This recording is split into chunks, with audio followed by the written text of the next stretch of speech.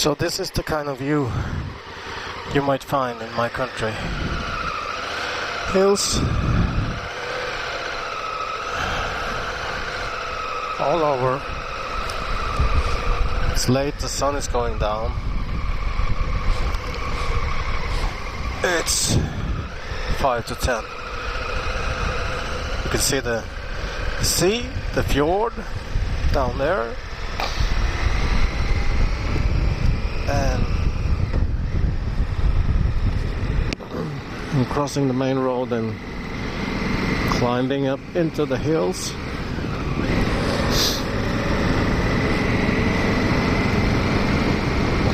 It's early spring. That snow and ice is just disappeared. It's quite cold outside.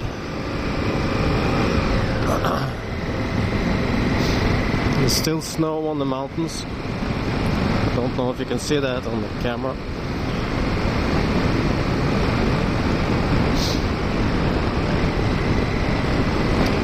And it's getting a little dark. But anyway, I just wanted to ride one of the smaller roads. Lots of turns. This is one of the smallest. And not right now, but hang on and you'll see why I call it one of the smallest. It's narrow. Yeah, a bit strange for a public road that has a bit of traffic. Not a lot, but it does have some traffic up here. Very nice, this part. Nice sweeping curves.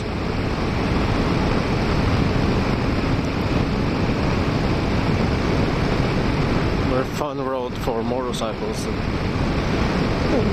cars too.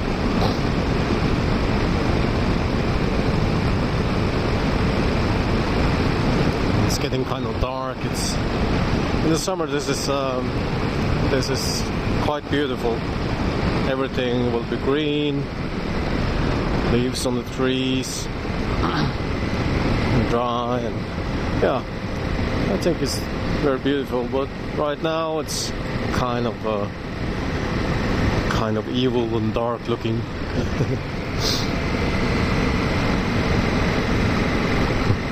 This is what I'm talking about, the narrow roads. I don't want to meet a lot of big vehicles here. A bus or a trailer or something. This one. Lucky I met him there. Well.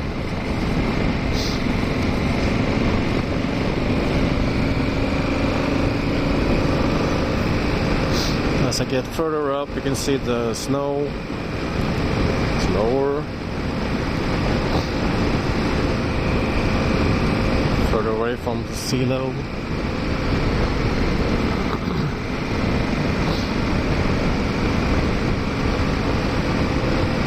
The road still is rather narrow.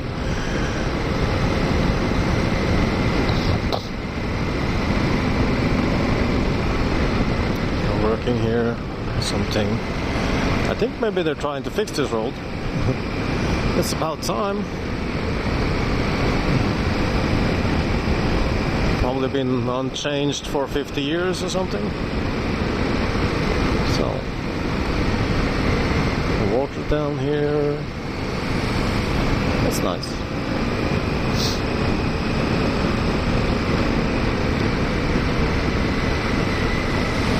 This is tight. This is tight even if I meet another motorcycle. Yeah. So this is not a normal road in Norway, but we do have them, especially in the western part of the country, towards Bergen. And where the best fjords, where the most beautiful fjords are, there's a lot of roads that are like this. and with more traffic on them.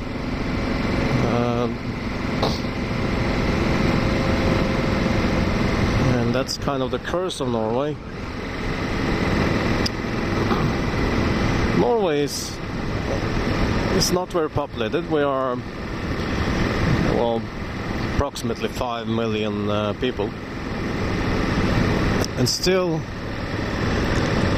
if you try to drive from one end of Norway, Lindesnes, and all the way north, from one end to the other end, from Lindesnes to Nordkapp, if you want to drive that part, the fastest road without leaving the country would take you about 37 hours. 37 hours of straight driving. So, of course, you would have to break that up into, well, at least 3 days, I think. Because you need time to stop and sleep and get gas and food, everything.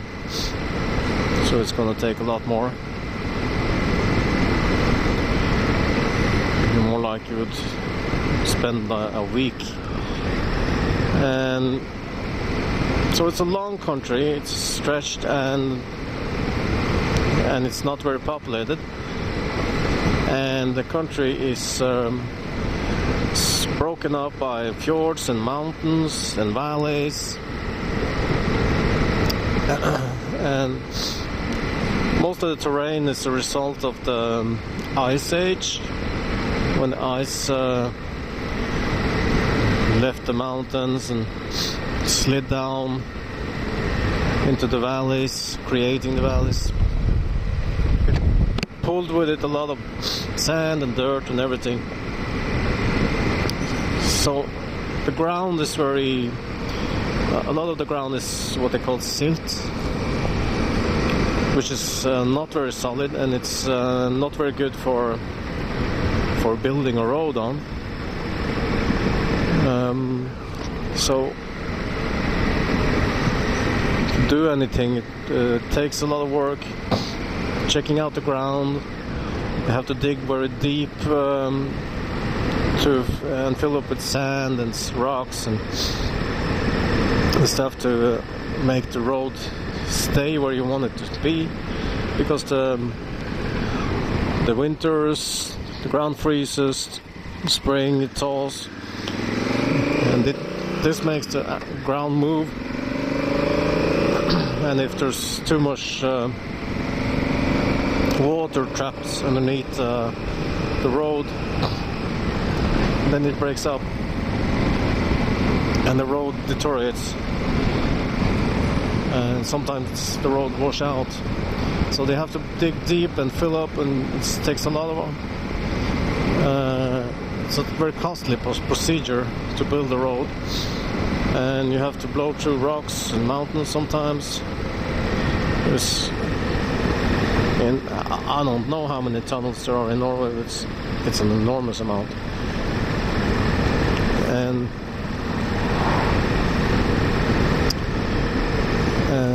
still, a lot of the roads that are not in tunnels, they are old. And a lot of the time, the road is just paved on top of old horse cart tracks or walk paths, and it wanders. It's not straight,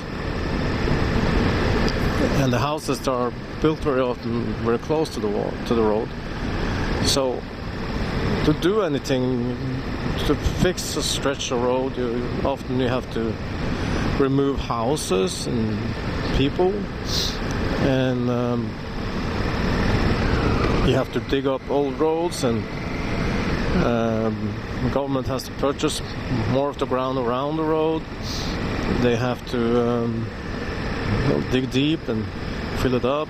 If it's just silt or swamp or whatever is underneath it, it will have to be drained, or it has to be stabilized somehow.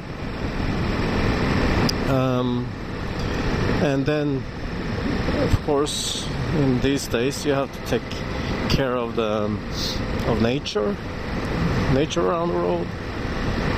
So if there's a special kind of frog there or insects or whatever, either they have to not do anything about the road to protect the wildlife, or they will have to somehow try to move the wildlife, which is not an easy process and it takes time.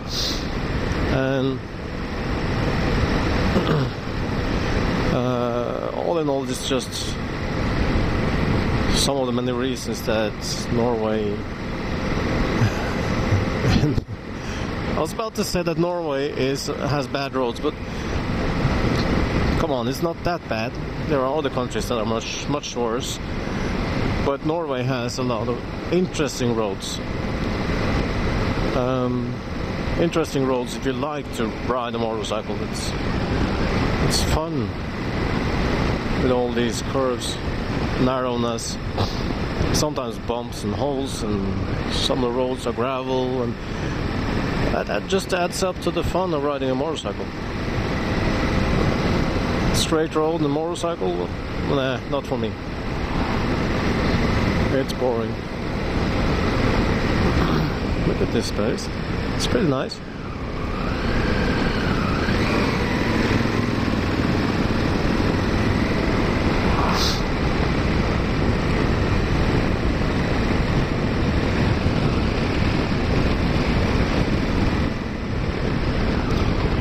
There's snow on the roof of that building, snow on the ground behind the building.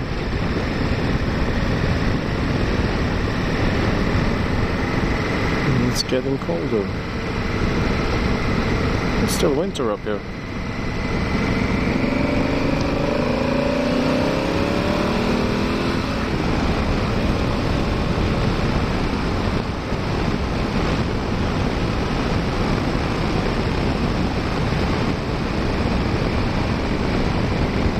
Thought winter was finished. Oh well.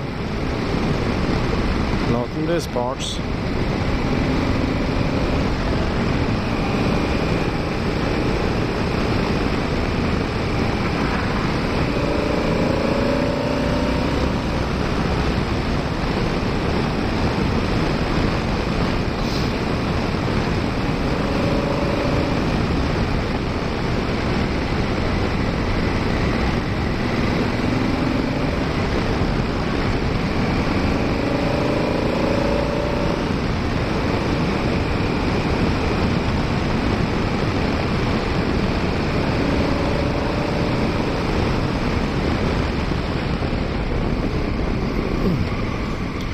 See it? Small deer over there. Standing still. Just checking us out. Good thing it didn't jump across the road.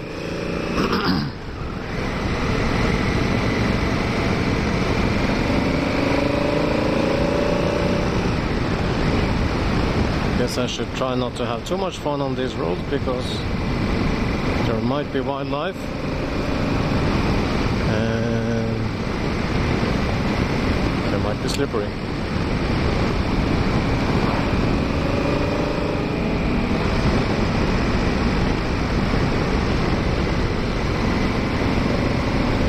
As long as the road is dry, it shouldn't be a problem. Even if the temperature dips below freezing, it shouldn't be a problem. But if the road is wet and it's getting this cold, that's a problem.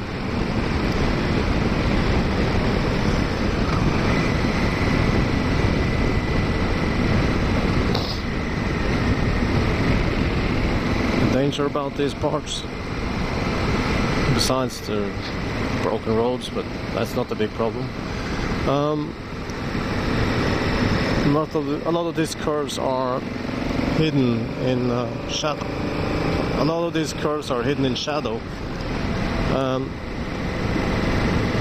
and they might not be free of ice. And I don't know, I haven't been here since, I don't know, perhaps 2 years ago. Did I go here last year? I don't remember.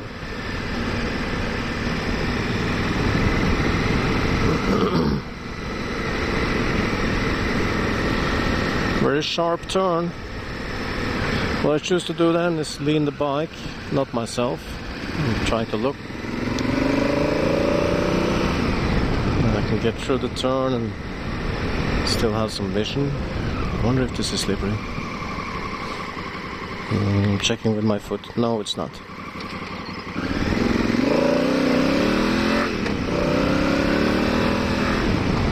It's just wet, not freezing.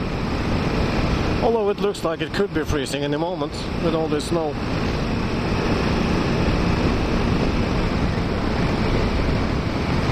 My temperature gauge says it's 4 degrees Celsius. 4 degrees. It will start to freeze at 0. And as far as I could tell yesterday, my temperature gauge is about 2 degrees optimistic. Because yesterday it was freezing, it was at 0 everywhere I checked, except my bike, which said 2. So most likely it's about 2 degrees Celsius.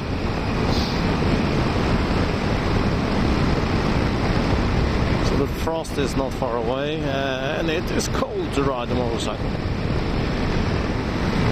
I guess I'll just have to grit my teeth and bear it. I have been planning on doing this ride for a couple of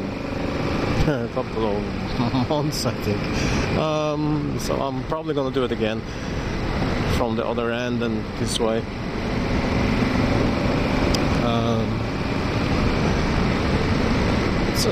It's a nice ride, but more fun if the roads were warmer. The cold road, it's harder to know how much grip you got. Could I stop really quick?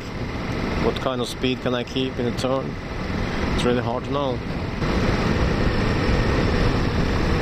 Well, I'm doing about 50. That's about approximately 30-35 miles an hour. I'm gonna try to brake hard. Hang on. Okay. It's not too bad. It did stop. Quite fast. Not too bad. It's a brand new motorcycle. I have brand new and very good tires. And of course good brakes. My chest is getting cold. My fingers are getting cold. My breath is getting icy and frosty. My shoulders are getting cold. My knees are getting cold. My toes are icy and frosty. Maybe I should make a hit.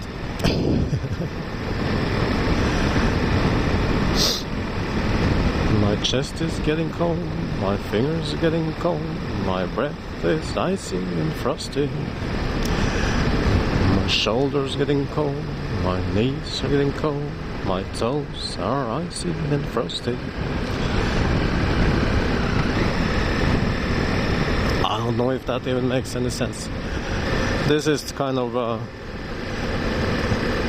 in the US this would be called redneck territory.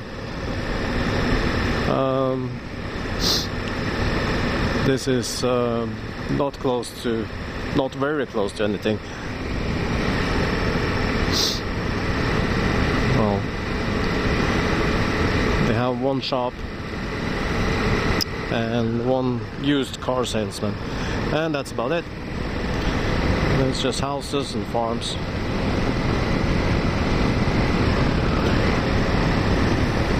It's called Korsveien, which means crossroad.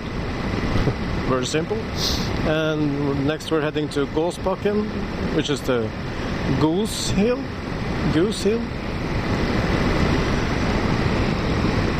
So, yep, rednecks territory, backcountry.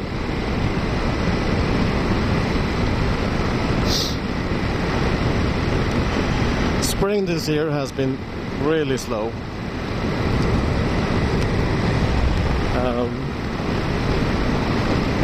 Really slow. Last year was much milder. Usually most springs are much milder. Usually been riding a lot of motorcycle by this time of year,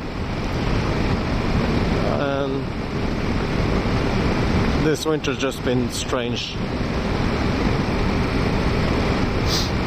First we had almost no snow and not very cold, and it's been changing between just a few degrees below zero and freezing, and a few above, so it's thawing and freezing and thawing. And then in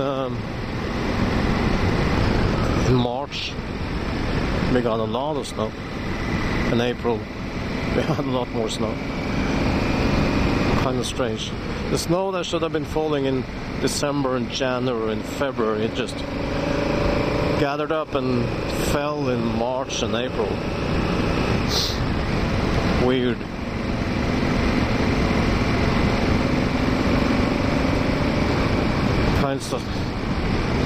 Does kind of fit the narrative of global climate change. What they have been talking about for years is that we'll get a lot more unpredictable weather, more rain, less cold in the winter, less heat in the summer. I'm hoping they're wrong about the last part.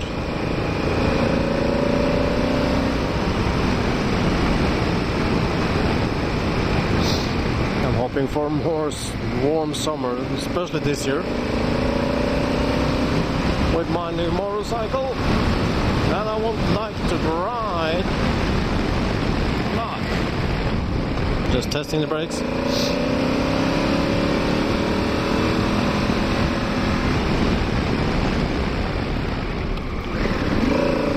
Seems like the ground is good. It's not slippery. Of course,